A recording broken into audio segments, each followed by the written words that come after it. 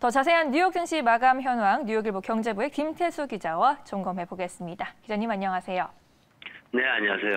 네, 오늘은 바이든 정부의 대규모 인프라 계획 합의라는 호재 속에 3대 지수 일제히 오름세를 보였습니다. 연일 신고가 행진을 이어가고 있는 뉴욕 증시인데요. 오늘 장은 어떻게 보셨습니까?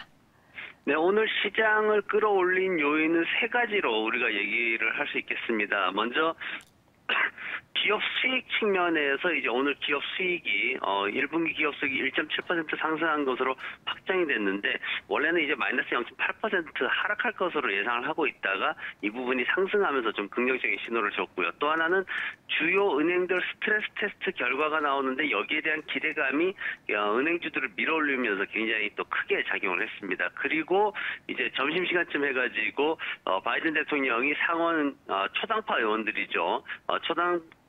초당파 의원들과 1조 달러 인프라에 합의를 했다라고 얘기를 하면서 시장이 또 오후장에도 강세를 이어가는 모습을 보였습니다. 바이든 대통령이 사실 이 어떤 그 인프라에 대해서 거래를 성사시켰다라고 트윗을 했는데 그런데 이게 그동안은 제대로 진행이 될까 하고 의구심을 많이 갖고 있었는데 그래도 1조 달러 규모의 인프라 계약을 체결을 하면서 시장을 좀 안정시키는 모습을 보였고요. 그리고 경제 지표 관련해 가지고는 사실 그 신규 실업수당 신청 건수가 여전히 40만 건 이상에 머무르고 있다라는 결과가 나왔는데 여기에 대해서 다른 때 같으면은 좀 뭔가 우려하는 목소리들이 있었을 텐데 그래도 그나마 지난주보다는 그래도 몇천 건이나마 줄었다라는 거에 대해서 긍정적으로 해석하고 넘어가려는 그런 성향들이 좀 강했습니다. 5월 내부재 주문도 기대치에 미치지 못하고 2.3% 증가를 했는데 항공기나 이런 비방위 자본재 주문 같은 경우에는 예상치가 0.6% 상승이었는데 오히려 마이너스 0.1% 감소하면서 지난달 2월 이후에 처음으로 하락하는 모습도 보이기도 했습니다. 그래서 경제적인 어떤 지표들의 부진을 그래도 시장에서는 인프라 어떤 합의라든가 아니면은 은행주들의 기대감 이런 것들로 인해 가지고 커버하면서 시장이 상승하는 모습을 보였습니다. 네, 오늘 나스닥 안에서 테슬라의 주가가 3.54% 상승했고요. 마이크로소프트도 0.53% 올랐습니다. 마이크로소프트는 이날 처음으로 종가 기준 시가총액 2조 달러를 달성하기도 했는데 이 밖에 특징적인 업종과 종목들 어떤 것들이 있었을까요? 네, 우선 은행주들이 이제 그동안 배당이나 주식 환매가 연준에 의해서 제한이 되고 있었죠. 그런데 오늘 이제 장 마감 이후에 이제 결과가 나왔는데 연준에서는 아주 만족스러운 결과다라고 했고 그리고 그동안 제한이 되어 있던 것들을 이제 해제한다. 이제 이렇게 얘기를 했습니다. 그러면서 어제도 말씀드렸지만 약 한 1,300억 달러 수준의 자금들이 시장에 풀릴 것으로 배당이라든가 뭐 주식 환매라든가 이런 형태로 좀 풀릴 것으로 예상을 하고 있고요. 산업별로 보면은 테슬라가 강세를 보이다 보니까 자동차 산업이 3% 정도의 상승을 보였고 인프라 투자 합의 소식에 건축 재료와 건축 엔지니어 산업들이 2.9% 내외의 상승을 보였습니다. 인터넷 마케팅과 항공 산업은 마이너스로 하락하는 모습을 보였고 종목별로 보면은 최근에 마리화나 관련주들 그리고 온라인 교육 관련주들이 꾸준히 상승하고 있는 모습을 보이고 있습니다.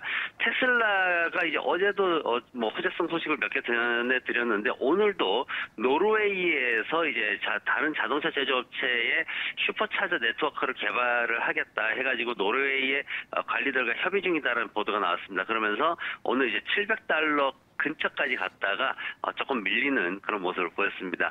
아마존닷컴이 오늘 소비자 행동에 어떤 그 변화가 있다는 얘기가 나오면서 좀 하락하는 모습을 보였는데 어제 월마트 얘기를 제가 해드렸습니다. 어제 이제 시장에서 온라인 매장에서 오프라인 매장으로 이제 소비자들이 옮겨가고 있다 이 얘기를 했는데 오늘은 이게 아마존닷컴에 좀 적용이 되면서 아마존닷컴이 지금 프라임데이를 통해서 역대 최고의 매출을 올릴 것이다라는 얘기가 나오고 있지만 그럼에도 불구하고 페덱스라든가 이런 배송사들만 배를 불릴 수 있는 그런 우려가 있다. 그런 얘기가 나왔습니다. 그러면서 이제 페덱스는 오늘 실적 기대감으로 2% 이상 상승하는 모습을 보이면서 300달러도 돌파를 했는데 아마존닷컴은 하락 마감하는 그런 모습을 보였습니다.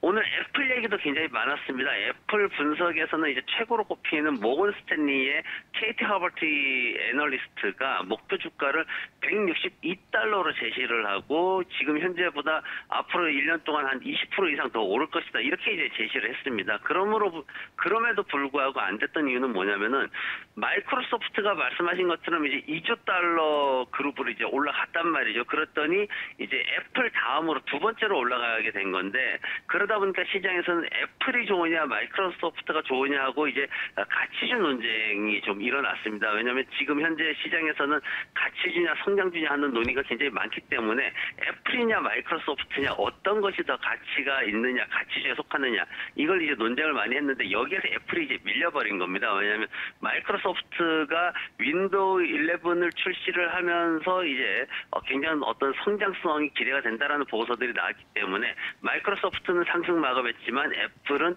하락 마감하는 모습을 보였습니다.